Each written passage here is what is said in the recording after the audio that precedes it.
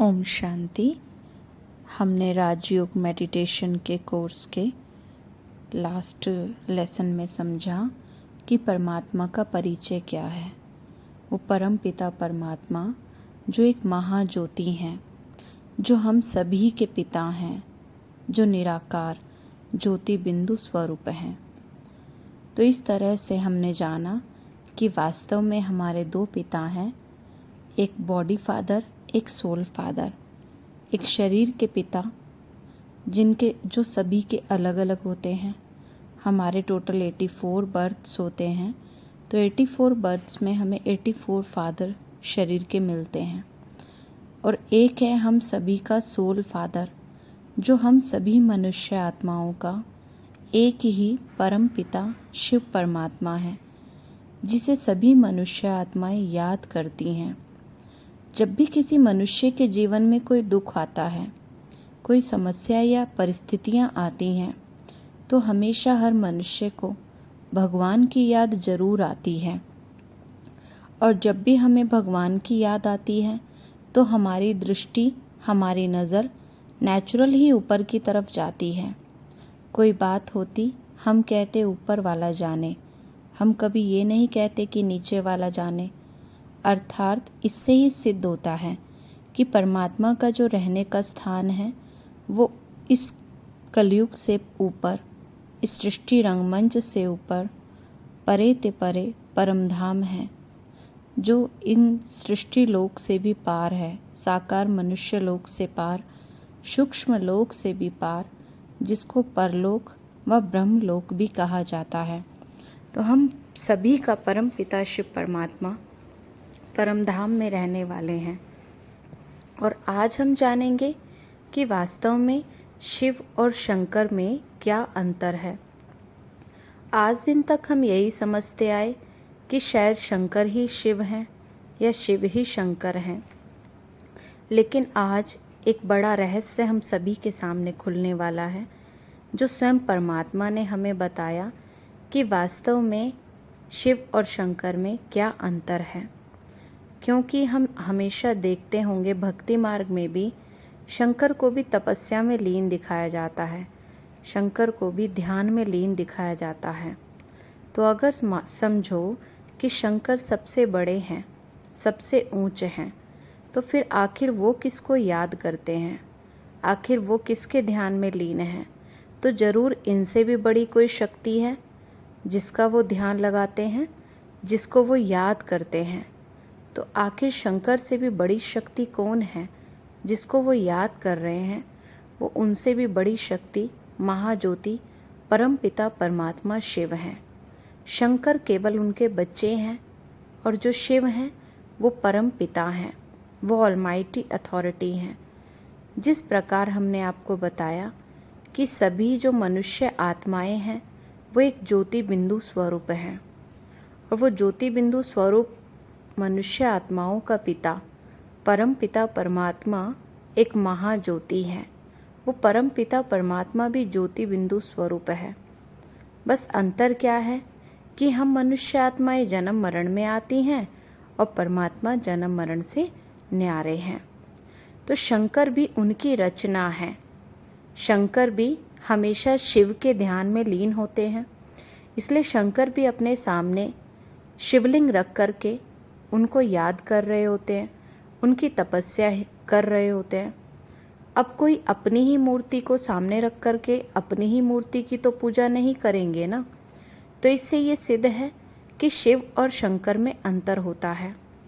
जिस प्रकार भक्ति मार्ग में भी हम देखते हैं, शंकर को भी दिखाया जाता कि उन्होंने अपने सभी परिवार के साथ मिलकर के शिवलिंग की पूजा की, शिवलिंग की तपस्या की, और अमरनाथ ने माना कैलाश पर्वत पर शंकर ने अमरनाथ की कथा सुनाई। तो अमरनाथ किसको कहा जाता है? अमरनाथ परमपिता परमात्मा शिव को कहा जाता है। इसलिए शंकर से भी जो ऊंच है वो परमपिता परमात्मा शिव हैं। भक्ति मार्ग में क्या किया? पिता और बच्चे का नाम मिला करके एक साथ बोल दिया। जिस प्रकार हम कह देते हैं मोहनदास करमचंद गांधी, लेकिन दोनों पिता और बच्चे हैं। लेकिन नाम एक साथ बोल दिया जाता है। उसी प्रकार हमने मिलाकर के शिव और शंकर कह दिया, लेकिन शंकर जो हैं वो शिव के बच्चे हैं। जो शिव हैं वो परमपिता परमात्मा हैं, हाईएस्ट अथॉरिटी हैं। इसलिए हम देखेंगे जब भी हम भक्ति मार्ग में हमें मंत्र दिया जाता है तो कहा जाता है कि ओम नमः शिवाय, ये मंत्र को याद करो। कभी भी ये नहीं कहा जाता ओम नमः शंकराय, क्योंकि शंकर भी हमेशा किसको याद करते हैं? शिव को याद करते हैं। शिव जो है वो सर्वोच्च सत्ता है, जो ऑलमाइटी अथॉरिटी हैं, हम सबके पिता हैं। इसलिए शिवलिंग जो है वो परम पिता परमात्मा ज्योति बिंदु स्वरूप का प्रतीक है। क्योंकि भक्ति मार्ग में मनुष्यों ने सभी देवी देवताओं की पूजा करने के लिए उनकी मूर्तियां बनाई, प्रतिमा बनाई, सभी देवी देवताओं की अलग अलग मूर्तियां बनाई। लेकिन क्योंकि परमपिता परमात्मा शिव एक ज्योति बिंदु हैं, तो अब ज्योति की कैसे पूजा की जाए? इसलिए ज्योति की पूजा करने के लिए उन्होंने शिवलिंग एक आकार दे दिया। लेकिन परमात्मा का रूप कोई पत्थर का रूप नहीं है, उनका रूप एक ज्योति स्वरूप है। इसलिए भारत में 12 ज्योतिर्लिंगम की पूजा की जाती है। भारत के सभी कोनों में शिव की पूजा जरूर की जाती है और शंकर भी शिव का ही ध्यान करते हैं। इसलिए हर साल हम शिवरात्रि मनाते हैं, कभी भी शंकर रात्रि नहीं मनाते। तो रात्रि क्यों कहा जाता? कि जब इस दुनिया में बहुत पाप बढ़ जाता है, बहुत भ्रष्टाचार इस दुनिया में बढ़ जाता है, बहुत बुराइयां बढ़ जाती हैं, दुख बढ़ जाता है, तो स्वयं परम पिता परमात्मा शिव इस धरा पर अवतरित होते हैं। तो उनके इस धरती पर आने के यादगार के रूप में शिवरात्रि मनाई जाती है और उनका प्रतीक रूप शिवलिंग के रूप में उनकी पूजा की जाती है। उसको कभी भी शंकर लिंग नहीं कहा जाता, हमेशा शिवलिंग कहा जाता, क्योंकि वो परमपिता परमात्मा शिव ज्योति बिंदु स्वरूप का ही यादगार है। और परमपिता परमात्मा निराकार हैं और शंकर जो है वो सूक्ष्म देह के मालिक है, माना सूक्ष्म देह में रहने वाले हैं। और जो शिव है वो निराकार परमपिता परमात्मा है। तो दोनों के बीच में कितना अंतर है। शंकर का रहने का स्थान सूक्ष्म लोक है और शिव परमात्मा का रहने का स्थान ब्रह्मलोक है। शंकर का कार्य है दुख की दुनिया और पाप की दुनिया का विनाश करना, और शिव का कार्य है नई पावन सृष्टि की स्थापना करना, सभी का कल्याण करना। तो एक कल्याणकारी और एक विनाशकारी, दोनों के नाम भी अलग हैं, दोनों के रूप भी अलग हैं और दोनों के कर्तव्य भी अलग अलग हैं।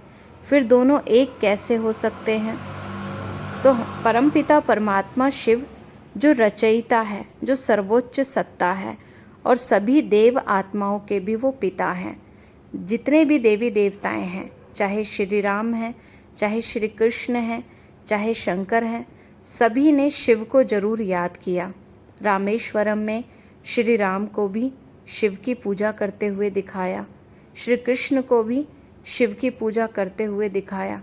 तो वास्तव में सभी देवी देवताएं जो भी जन्म मरण के चक्र में आते हैं वो सब परम पिता शिव परमात्मा के बच्चे हैं। और जो परमात्मा है वो निराकार है, वो महाज्योति हैं, जो हम सभी से ऊंचे हैं। इसलिए वो परमात्मा शिव जब इस धरा पर अवतरित होते हैं तो उसके लिए ही गायन किया जाता है।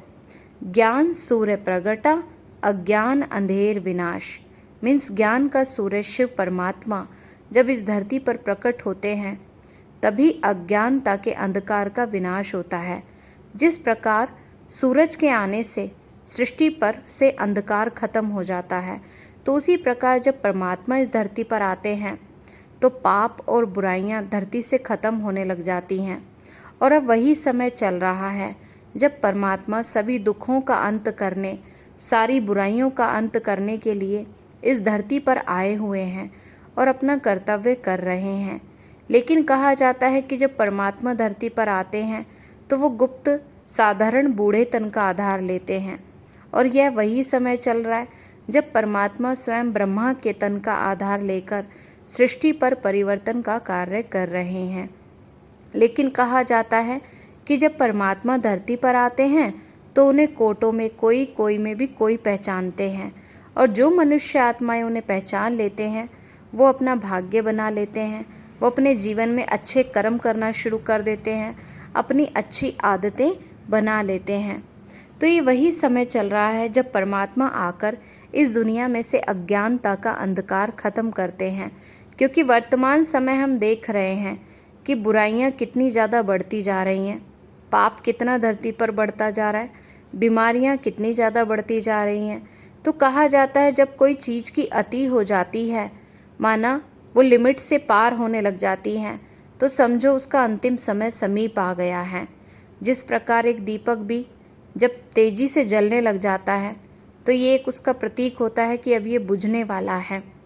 जिस प्रकार घोर रात्रि के बाद ही सुनहरी सुबह आती है, तो उसी प्रकार इस सृष्टि पर भी जब बहुत पाप बढ़ जाता है तो इन पापों का अंत करने के लिए स्वयं परम पिता परमात्मा शिव इस धरती पर आते हैं। इसलिए शिवरात्रि का गायन किया जाता है। तो रात कोई एक रात की बात नहीं है कि परमात्मा कोई एक रात के लिए धरती पर आए, लेकिन इस समय इस धरती पर पूरा समय ही रात्रि चल रही है। आज दिन होते हुए भी धरती पर रात आ चुकी है।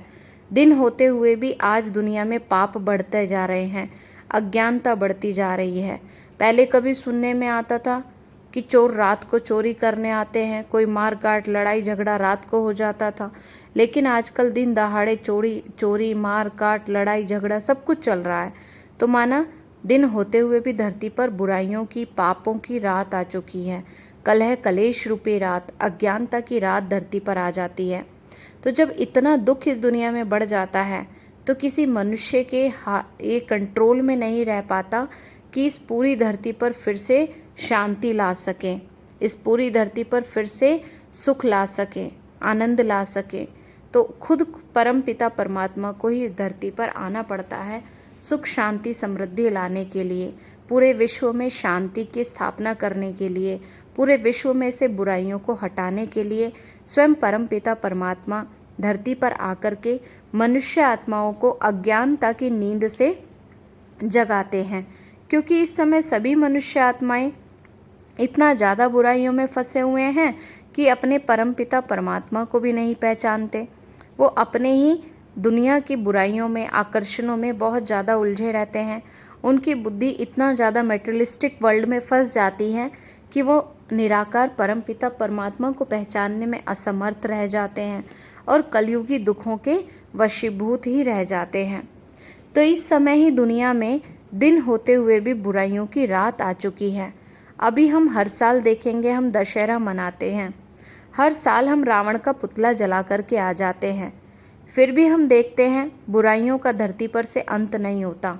केवल पुतला जला देने मात्र से बुराइयां खत्म नहीं हो जाएंगी। हमने केवल हर वर्ष रावण का पुतला जला दिया, लेकिन जो हमारे मनुष्य आत्माओं के अंदर जो रावण बैठा हुआ है, उस रावण का तो हम अंत नहीं करते हैं। आज ये देखा जाता है कि मनुष्य आत्माओं के अंदर ईश्वर नहीं बल्कि रावण की प्रवेशता हो चुकी है। हर एक के अंदर 5 विकारों ने प्रवेश कर लिया है। और वह 5 विकार कौन से हैं? काम, क्रोध, लोभ, मोह और अहंकार। आज हर मनुष्य के अंदर ये 5 विकारों की प्रवेशता हो गई है। चाहे कोई स्त्री है या पुरुष है, सभी में ये 5 विकार प्रवेश हो चुके हैं। और इनके भी सूक्ष्म अंश हैं। वो कौन कौन से हैं? आलस्य, अलबेलापन, ईर्ष्या, द्वेष और घृणा। तो ये टोटल 10 विकार हैं जो पुरुष और स्त्री सभी में होते हैं। और इन्हीं टोटल 10 विकारों का प्रतीक रूप रावण के 10 सिर दिखाए जाते हैं। तो सच में ऐसा कोई व्यक्ति नहीं है कि कोई एक व्यक्ति हो और उसके 10 सिर हों। ऐसा पॉसिबल ही नहीं है कि किसी एक व्यक्ति के 10 सिर हों। वास्तव में भक्ति मार्ग में ये जितने भी चित्र दिखाए, इनके पीछे भी एक अर्थ छिपा हुआ है। क्योंकि आज प्रत्येक मनुष्य के अंदर ये 10 विकार आ चुके हैं, जिसको काम, क्रोध, लोभ, मोह, अहंकार, आलस्य, अलबेलापन, ईर्ष्या, द्वेष और घृणा कहा जाता है। इन्हीं 10 विकारों को कंबाइंड रूप में माया रावण कहा जाता है। तो दिखाया गया है भक्ति मार्ग में कि रावण का कितना बार बार सर काटा जा रहा था, लेकिन फिर भी रावण का अंत नहीं हुआ। क्यों? क्योंकि जो मुख्य सर है वो है अहंकार का। तो जब तक मनुष्य के अंदर से अहंकार का अंत नहीं होगा तब तक सारी बुराइयों का अंत नहीं हो सकता। और आज मनुष्य के जीवन में जो दुखों का कारण है वो यही 5 विकार हैं। इन्हीं रावण के वश होकर मनुष्य आज गलत कर्म करते जा रहे हैं, जिस कारण उनके जीवन में दुख और समस्याएं बढ़ती ही जा रही हैं। जब तक हम अपने अंदर से ये माया रूपी 5 विकारों को नहीं छोड़ेंगे, जब तक हम अपनी बुराइयों को नहीं छोड़ेंगे, तब तक हमारे जीवन में सुख और शांति नहीं आ सकते। तो अगर हम सचमुच चाहते हैं कि हमारे जीवन में सुख, शांति, आनंद, खुशी, पवित्रता आ जाए, हमारे जीवन में सुख समृद्धि की वृद्धि हो जाए, तो हमें अपने अंदर से इन बुराइयों का त्याग जरूर करना होगा। काम विकार माना ही आज मनुष्य एक दूसरे से टू मच एक्सपेक्टेशंस रख रहे हैं। आज पूरा दिन हमारे मन में कोई ना कोई कामनाएं पैदा होती रहती हैं। एक दूसरे पर हम इतना ज़्यादा डिपेंड हो गए हैं कि एक दूसरे को सारा दिन कंट्रोल करने की कोशिश करते रहते हैं, एक दूसरे को अपने अकॉर्डिंग चलाने का एफर्ट करते रहते हैं। लेकिन हम अपने आप को चेक करें, क्या हमें अगर कोई सारा दिन ऑर्डर देते रहें, क्या हम उनके अकॉर्डिंग पूरा दिन चल पाएंगे? तो ऐसा पॉसिबल ही नहीं है। और हम अपने आप को चेक करें, क्या हम परमात्मा के अनुसार अपने जीवन में अच्छे कर्म करते हैं? क्या हम अपने जीवन से सारी बुराइयों का त्याग करते हैं? तो आंसर मिलेगा नहीं। कहीं ना कहीं हमसे भी कोई ना कोई भूलें होती रहती हैं।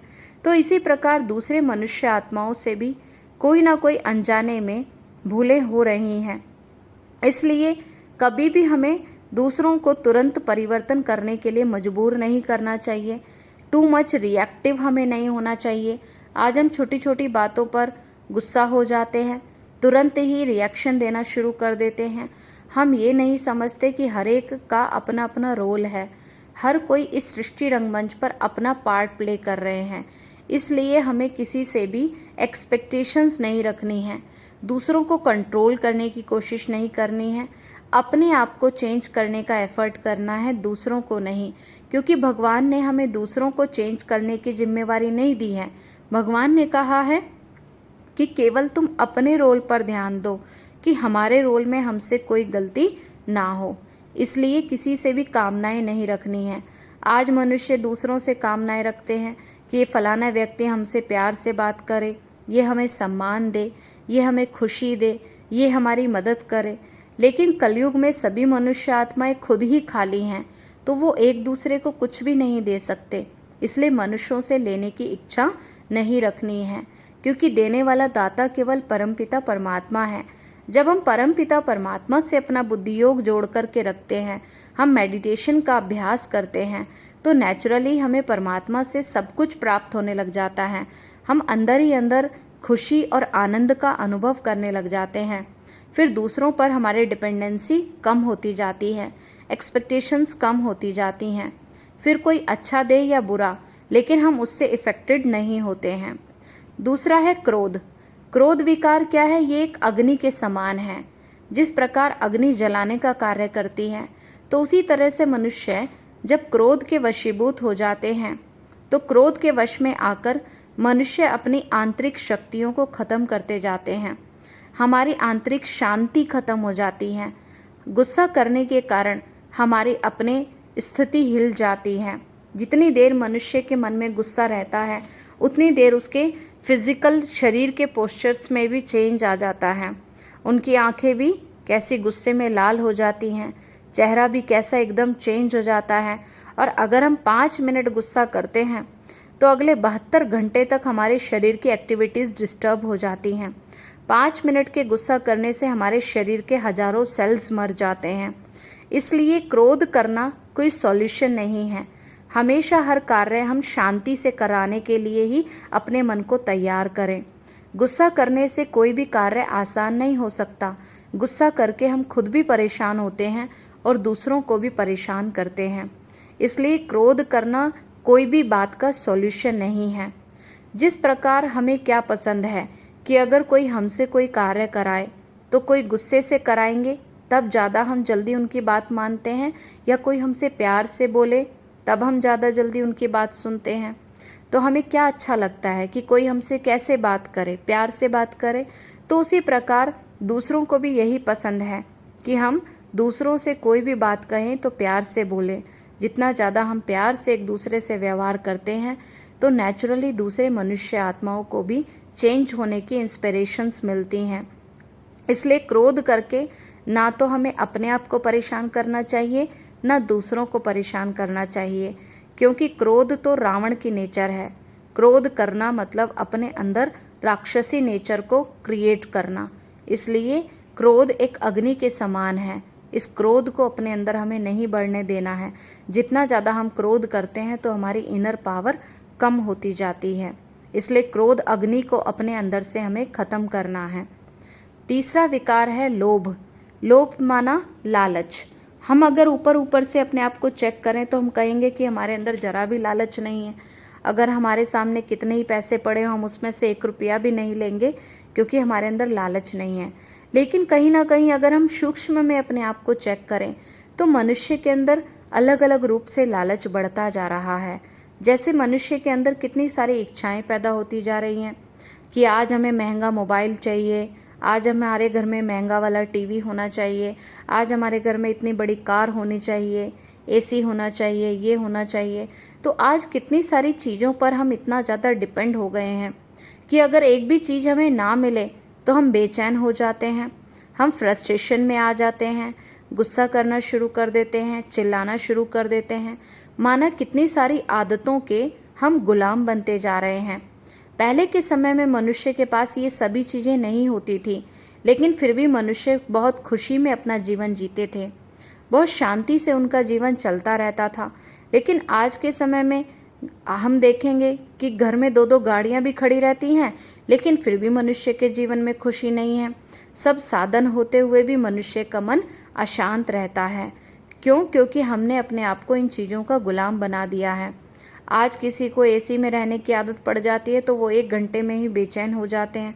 अगर 1 घंटे उनको एसी ना मिले, 1 घंटे के लिए मोबाइल ना मिले तो मन उनका अशांत हो जाता है। तो कितना ज़्यादा हम इन चीज़ों के गुलाम बनते जा रहे हैं। हम ये भूलते जा रहे हैं कि आने वाले समय में ये सब साधन हमें नहीं मिलेंगे। अब हम देखते हैं अचानक कहीं भी कुछ भी ट्रेजेडीज़ हो जाती हैं, कहीं अचानक अर्थक्वेक आ जाता है, भूकंप आ जाता है, तो सब साधन काम करना बंद कर देते हैं। ना मोबाइल्स में नेटवर्क आते हैं, ना इलेक्ट्रिक साधन काम करते हैं। तो इसी कंडीशन में मनुष्यों को कितने कितने समय तक रहना पड़ जाता है। तो इसलिए क्यों ना हम अभी से ही अपने आप को आदत डाल लें कम से कम चीज़ों में खुश रखने की। जितना हम कम से कम चीज़ों में अपने आप को खुश रखेंगे उतना हमारे जीवन में शांति रहेगी। अगर हमारे मन में अच्छे विचार होते हैं तो हम चाहे नमक से चटनी से भी रोटी खाएं तो भी हमारे मन में शांति रहती है, आनंद रहता है जीवन में। लेकिन अगर हमारे मन में पॉजिटिव थॉट नहीं है, अच्छे विचार अगर हमारे मन में नहीं है, तो हमारे सामने वैरायटी प्रकार का खाना भी रखा हो वो भी बेकार लगेगा। इसलिए ज़रूरत किस चीज़ की है कि हम अपने मन को पॉजिटिव बनाएं, हर चीज़ में कुछ अच्छा सोचने की कोशिश करें, कम से कम साधन में भी अपने आप को खुश रखने की कोशिश करें। क्योंकि ये लालच में मनुष्य जितना ज़्यादा फंसता जाता है तो उसके जीवन में उतना ही अधिक कष्ट बढ़ते जाते हैं।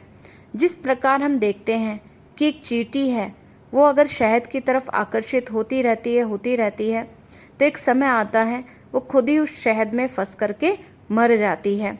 तो उसी प्रकार आज मनुष्य इच्छाओं के इतना ज़्यादा वशीभूत हो जाते हैं कि अगर वो इच्छाएं पूरी नहीं होती तो पूरा ही जीवन वो परेशान होकर के फ्रस्ट्रेशन में ही गुजार देते हैं। और उस फ्रस्ट्रेशन के बढ़ते बढ़ते उनके अंदर इतना अधिक क्रोध बढ़ जाता है कि उनके शरीर में भी कितनी सारी बीमारियां क्रिएट होती जाती हैं। जितना ज़्यादा हम गुस्सा करते हैं तो उसका इफ़ेक्ट हमारे हार्ट के ऊपर भी आता है और उसका इफ़ेक्ट हमारे ब्रेन के ऊपर भी आता है। तो इसलिए क्रोध करके हमें कोई भी कार्य नहीं करना है। जिस प्रकार अगर कोई मनुष्य से किसी और से कोई कार्य गलत हो जाता है, कोई काम बिगड़ जाता है, तो हम कितना उन पर चिल्ला देते हैं, कितना ज़ोर से उनको डांटना शुरू कर देते हैं। और वही गलती मनुष्य से अगर खुद हो जाए, खुद कोई काम बिगड़ जाए, तो वो चुपचाप शांत रहकर अपनी गलती को ठीक करने की कोशिश करते हैं। तो इसलिए हम दूसरे की गलती को भी अपनी गलती समझ करके शांत रह करके उसको ठीक करने की कोशिश करें। बहुत ज़्यादा उसका वर्णन ना करें, बार बार उनको ब्लेम ना करें, बार बार चिल्लाएं नहीं, क्योंकि ऑलरेडी वैसे ही हमारे ऊपर बहुत सारे पाप कर्मों का बोझ चढ़ा हुआ है और अगर हम इसी प्रकार बार बार अपने जीवन में गलती करते रहेंगे तो हमारे ऊपर और ज़्यादा पाप कर्मों का बोझ चढ़ता जाएगा।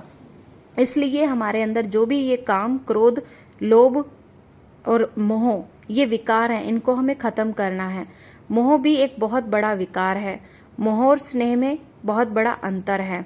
परमात्मा कहता है कि तुम सबके साथ स्नेह रखो लेकिन मोह नहीं रखो। हम ये जानते हैं कि हम इस जीवन में अकेले आए थे और अकेले ही हमें जाना है। कोई भरोसा नहीं कि कौन सी घड़ी अंतिम घड़ी हो जाए। इसलिए परमात्मा कहते हैं कि कभी भी अपने अंदर मेरापन नहीं लाओ। आज मनुष्य पूरा जीवन भर मेरा मेरा मेरा करते रहते हैं, जबकि वो जानते हैं कि ना हम कुछ साथ लेकर आए थे और ना ही हम इस दुनिया का कुछ भी साथ लेकर जा सकते। इवन ये जो हमारा शरीर है, जिस शरीर से हमें इतना अटैचमेंट रहता है, ये शरीर भी यहीं छूट जाता है। तो केवल हमारे अच्छे कर्म होते हैं जो हमारे साथ चलते हैं, लेकिन आज मनुष्य अपने अच्छे कर्मों की तरफ ध्यान ही नहीं देते हैं और मोहवश, मोह में आकर मनुष्य अपने साधनों को इकट्ठा करने के लिए, अपनी इच्छाओं को पूरा करने के लिए दूसरों को दुख देने में भी देरी नहीं करते। आज हम इतना ज़्यादा मोहवश कर्म कर रहे हैं कि बस मुझे साधन मिल जाए, मुझे मान मिले, मुझे सम्मान मिले, मुझे प्राप्ति मिले, और मैं के वश में होकर के मनुष्य दूसरों को नीचा गिराने की कोशिश करते हैं, दूसरों को पीछे खींचने की कोशिश करते हैं। जिन व्यक्तियों से हमारा बहुत अधिक मोह होता है, अटैचमेंट होता है, बस हम उन्हों को आगे बढ़ाने का प्रयास करते हैं, उन्हों के बारे में ही सारा दिन सोचते रहते हैं, और जिनसे हमें अटैचमेंट नहीं है उनको हम पीछे करने की कोशिश करते हैं, उनके साथ हम अच्छा व्यवहार नहीं रखते हैं। इसलिए परमात्मा हमें कहते हैं कि स्नेह मतलब तुम सबके साथ एक जैसा व्यवहार करो, सबको बराबर चांस दो, सबकी बराबर हेल्प करो। ये नहीं कि किसी के बारे में हम बहुत ज़्यादा ही सोच रहे हैं, बहुत ज़्यादा ही किसी को याद कर रहे हैं और किसी से बिल्कुल ही नफरत कर रहे हैं। तो परमात्मा कहता है कि तुम किसी एक या दो में अगर अपने बुद्धि को बहुत ज़्यादा फंसा करके रखोगे तो तुम्हारे बाकी सभी रिलेशंस खराब होते जाएंगे। अगर हमारा बहुत ज़्यादा किसी व्यक्ति से या कोई साधनों से अटैचमेंट हो जाता है तो हमारी बुद्धि वहीं फंस कर रह जाती है और दिन रात हम उन्हीं बातों के बारे में सोचना शुरू कर देते हैं, जिस कारण से हमारे बाकी सारे कार्य गलत होने लग जाते हैं, बाकी सारे काम में हमारी मिस्टेक्स होना शुरू हो जाती हैं। जिस प्रकार हम देखेंगे कि किसी व्यक्ति का अगर टेलीविजन्स देखने से, माना सीरियल देखने से इतना ज़्यादा अटैचमेंट है, तो अगर वो कोई किचन में भी खाना बना रहे होंगे और टीवी बाहर चल रहा होगा तो बार बार उनका अटेंशन टीवी की तरफ ही जाता रहेगा, बार बार उनके कान उसी सीरियल की तरफ जाएंगे, वही बातें उनके कानों में गूंजती रहेंगी, पैर भी वहीं बार बार जाएंगे, वहीं जा करके देखते रहेंगे कि अब क्या चल रहा है, अब कौन सा सीन आ रहा है।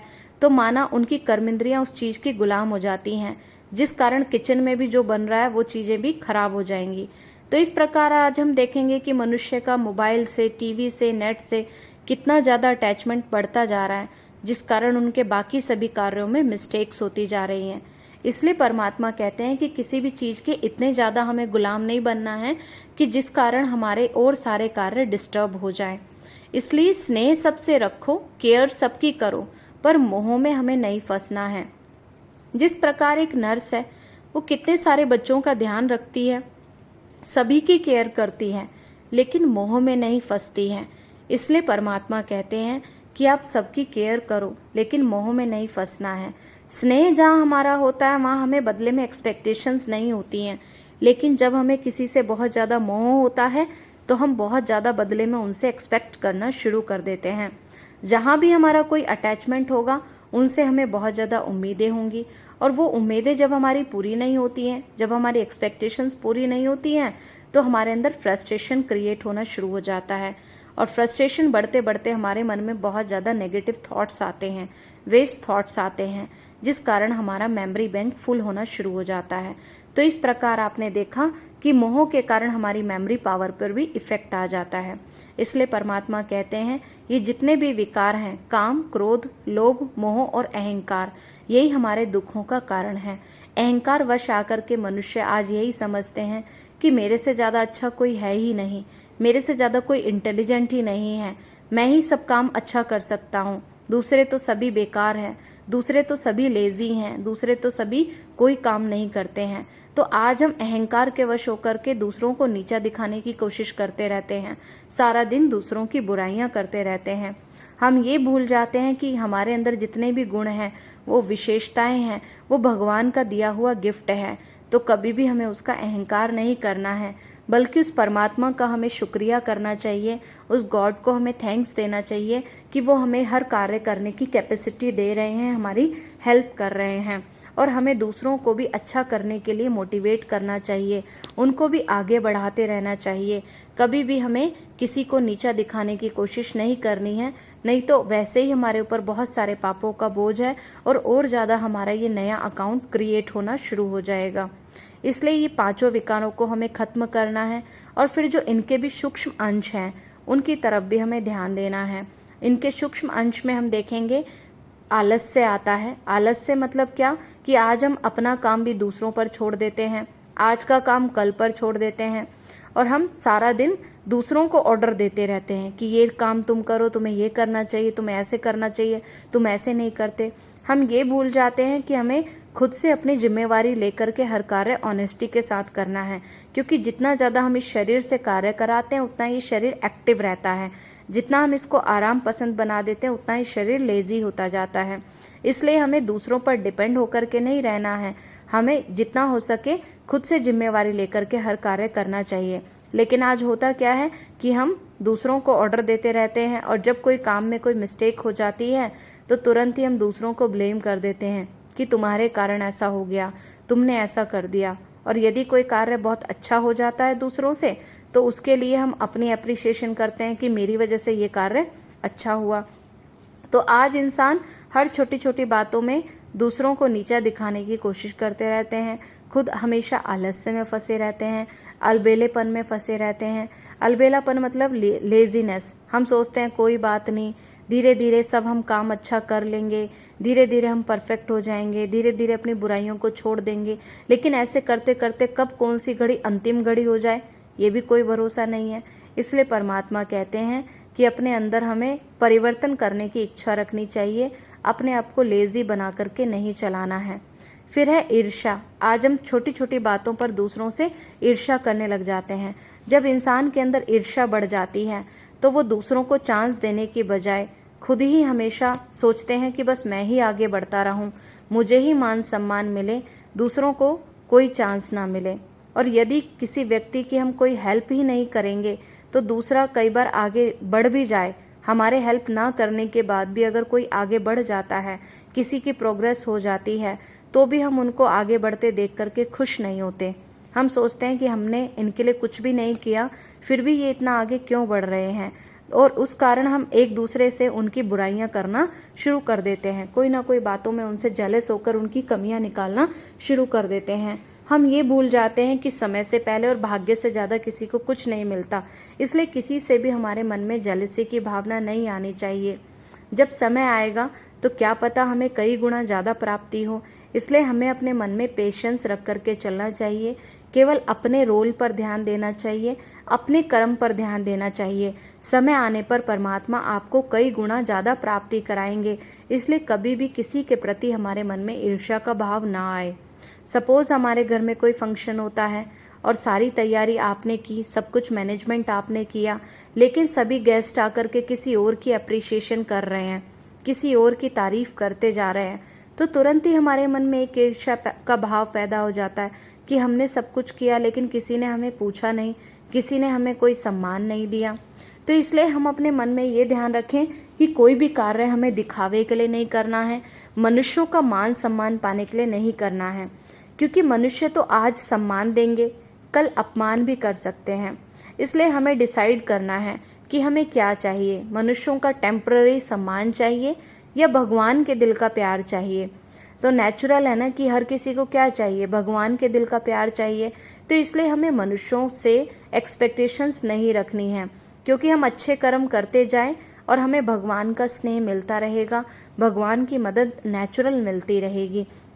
हम केवल अपनी अच्छाई पर ध्यान दें, अपने कर्मों पर ध्यान दें कि हमसे कोई मिस्टेक ना हो।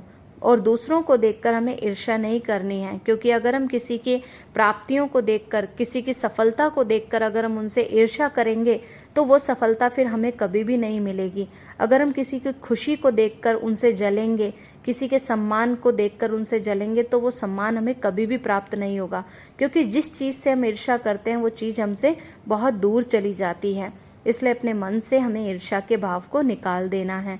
फिर उसके बाद है द्वेष। आज मनुष्य के अंदर द्वेष भावना भी बहुत ज़्यादा बढ़ती जा रही है।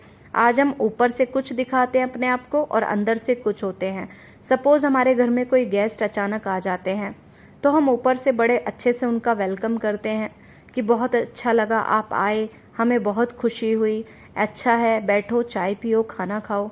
लेकिन हम अंदर से सोचते रहते हैं कि पता नहीं ये क्यों आ गए, पता नहीं ये ऐसे बिना बताए क्यों आ जाते हैं, अब इनको खाना खिलाना पड़ेगा, अब इनके लिए ये भी करना पड़ेगा, वो करना पड़ेगा। तो हम ऊपर ऊपर से तो उनकी बहुत केयर कर रहे होते हैं, लेकिन अंदर से हम उनके बारे में नेगेटिव सोच क्रिएट करते हैं, नेगेटिव थॉट्स क्रिएट करते हैं, जिस कारण क्या होता है कि वो हमसे कभी भी खुश नहीं होते हैं।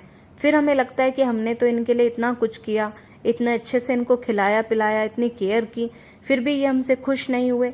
तो कारण क्या हुआ कि हमने ऊपर से किया बहुत कुछ, लेकिन मन से हमने पॉजिटिव नहीं सोचा, मन से हमने उनको ब्लेसिंग्स नहीं दी, दुआएं नहीं दी, जिस कारण क्या हुआ कि हमारे नेगेटिव वाइब्रेशंस उनके पास पहुंच गए, हमारे मन के नेगेटिव थॉट्स उनके पास पहुंच गए।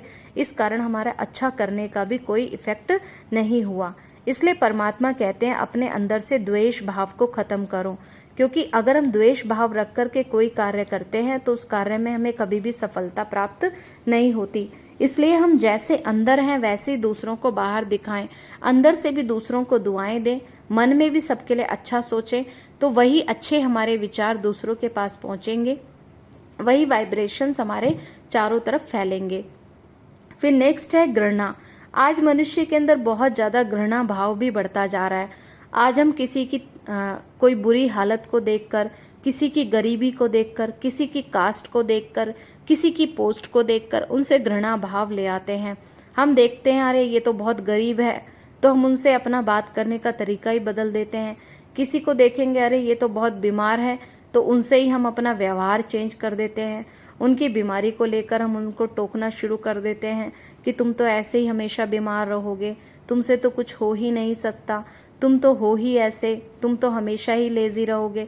तो आज मनुष्य सारा दिन क्या कर रहे हैं, दूसरों को कोई ना कोई बातों पर टोंट मारते रहते हैं, उनसे घृणा का भाव रखते हैं कि इनसे तो बात करना बेकार है, ये तो बहुत नीची कास्ट के हैं, ये तो बहुत गरीब हैं, ये तो बहुत माना बेकार हैं। तो आज हम उनसे घृणा का भाव रखते हैं, लेकिन भगवान ये कहते हैं कि कभी भी किसी की गरीबी को देखकर, किसी की नीची कास्ट को देखकर, किसी की नीची पोस्ट को देख करके हमें उनसे घृणा का भाव नहीं लाना है, किसी की बीमारी को देखकर हमें उनसे घृणा नहीं करनी। क्या पता आज वो जिस कंडीशन में है कल हमें भी उसी कंडीशन को पार करना पड़े। इसलिए परमात्मा कहते हैं कि सभी मेरे बच्चे हैं, सभी के साथ तुम एक जैसा व्यवहार करो, सबके लिए तुम अपने मन में स्नेह भाव रखो, सम्मान की भावना रखो, घृणा भाव नहीं रखो। आज यदि कोई व्यक्ति हमारे सामने आकर किसी व्यक्ति के बारे में वर्णन करता है कि फलाना व्यक्ति तो ऐसा है, उसने तो इतनी इतनी बुराइयां की हैं, उसने तो इतनी गलतियां की हैं, तो बस हम उनकी सुनी सुनाई बातों में आकर उस तीसरे व्यक्ति के लिए अपना नज़रिया ही चेंज कर देते हैं, उनके लिए हमारा सोचने का तरीका बिल्कुल बदल जाता है। इसलिए परमात्मा कहते हैं कि सुनी सुनाई बातों में आकर कभी किसी के लिए हमें अपने मन में नेगेटिव भाव पैदा नहीं करने हैं, किसी से भी हमें घृणा नहीं करनी है। तो ये जो टोटल 10 विकार हैं, जब हम इन 10 विकारों को हराते हैं तभी कहलाता है सच्चा सच्चा दशहरा। तो इन 10 विकारों के ऊपर हमें जीत प्राप्त करनी है। तो मेन रूप से हम शिवरात्रि पर क्या करते हैं, हम शिवरात्रि पर व्रत रखते हैं, सारा दिन भूखा रहते हैं। तो भगवान कभी ये नहीं कहता कि बच्चे तुम भूखे रहो, कोई भी माता पिता कभी भी ये नहीं चाहते कि मेरे बच्चे भूखे रहें तभी हम उनकी कोई इच्छा पूरी करेंगे। परमात्मा हम सबका माता पिता है, तो वो हमेशा यही कहते हैं कि तुम भोजन खाओ, शुद्ध भोजन खाओ, लेकिन व्रत रखना ही है अगर, तो व्रत मतलब ही अपनी वृत्ति को परिवर्तन करो, अपने सोचने के तरीके को बदलो, अपने व्यवहार को अच्छा रखो। व्रत मतलब हमें रोज अपने अंदर से एक बुराई को छोड़ने का व्रत रखना है कि आज हमने व्रत लिया है कि हम क्रोध नहीं करेंगे। आज हमने ये व्रत लिया है कि हम अपने अंदर ईगो नहीं आने देंगे। आज हमने ये व्रत लिया है कि हम अपने अंदर जेलसी की भावना को नहीं क्रिएट होने देंगे। तो रोजाना हम अपने अंदर की एक बुराई को छोड़ने का व्रत रखें और एक अच्छाई को धारण करने का संकल्प लें। तो यही सच्चा व्रत है। केवल हम व्रत रखें और सारा दिन गुस्सा करते रहें, भोजन को छोड़ दें, लेकिन सारा दिन किसी के लिए बुरे वर्ड्स कहते रहें, तो उस व्रत को रखने से कोई प्राप्ति नहीं होने वाली है। इसलिए परमात्मा कहते हैं सच्चा व्रत मतलब अपनी वृत्ति को परिवर्तन करना। और हम उस दिन शिवलिंग पर मंदिर में जाकर के अक, धतूरा, बेलपत्र, बेर आदि ये सब चढ़ा करके आते हैं। तो वास्तव में इसका क्या अर्थ है? परमात्मा ने हमसे कहा कि अक, धतूरा माना तुम्हारे अंदर का जो जहर है, जो कड़वाहट है, जो गुस्सा है, जो नफरत है, जब तुम अपने अंदर की ये बुरी भावनाएं ये मुझे अर्पण कर दोगे, माना अपने अंदर का ये विष मुझे दे दोगे, तो मैं बदले में सारी शक्तियाँ, सारे गुण, सारे वरदान आपको दे दूंगा। लेकिन हमने क्या किया? हमने अपने अंदर की बुराइयों का तो त्याग नहीं किया, लेकिन हमने ऊपर से बस अक, धतूरा चढ़ाना शुरू कर दिया। और एक को देख के दूसरे ने, दूसरे को देख के तीसरे ने, सभी जाकर के अक, धतूरा चढ़ाने लगे। लेकिन परमात्मा ने हमसे कोई बाहरी कड़वी चीज़ें नहीं मांगी थी, हमसे हमारी बुराइयां मांगी थी। लेकिन हमने कहा भगवान हमसे बुराइयां तो छोड़ी नहीं जा रही हैं, और बदले में हमने चीज़ें चढ़ाना शुरू कर दिया। और फिर हम शिवलिंग पर बेर भी चढ़ाते हैं। उसका अर्थ क्या है कि हमें किसी के प्रति भी अपने मन में वैर भावना नहीं रखनी है। इसलिए परमात्मा कहते हैं कि हर किसी के लिए अपने मन में स्नेह भाव रखो। और जो हम दूध, जल और चीनी ये चढ़ा करके आते हैं, तो दूध माना अपने मन को हमें दूध की तरह पवित्र रखना है, चीनी माना हमें हमेशा सबके साथ मधुर व्यवहार रखना है, और पानी माना शीतलता का प्रतीक कि हमें कोई भी परिस्थिति को शीतल रह के, शांत रह के, रिलैक्स्ड रह के क्रॉस करना है। तो यही है सच्चा शिवरात्रि का अर्थ।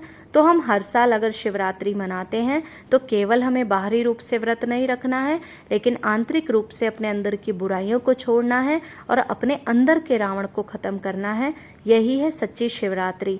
जब हम इस प्रकार से सच्ची शिवरात्रि मनाते हैं, तभी हमें हर कार्य में परमात्मा शिव की मदद प्राप्त होने लग जाती है, उनका साथ मिलने लग जाता है। और फिर आप ये महसूस करेंगे कि हमारा हर कार्य अच्छा होता जाएगा, हमें कोई भी कार्य में थकावट भी नहीं होगी, हर कार्य में हमें परमात्मा शिव की मदद प्राप्त होने लगेगी, उनके वरदान प्राप्त होने लगेंगे। तो सच्चे दिल से उस परम पिता परमात्मा को याद करेंगे। केवल बाहरी रूप से हमें कोई चीज़ें चढ़ाने के लिए भगवान नहीं कहते, लेकिन परमात्मा कहते हैं अपना हमेशा आंतरिक परिवर्तन करो, तो ही हम हमेशा परमात्मा की छत्र छाया में सेफ रहेंगे। अच्छा, ओम शांति, ओम शांति, ओम शांति।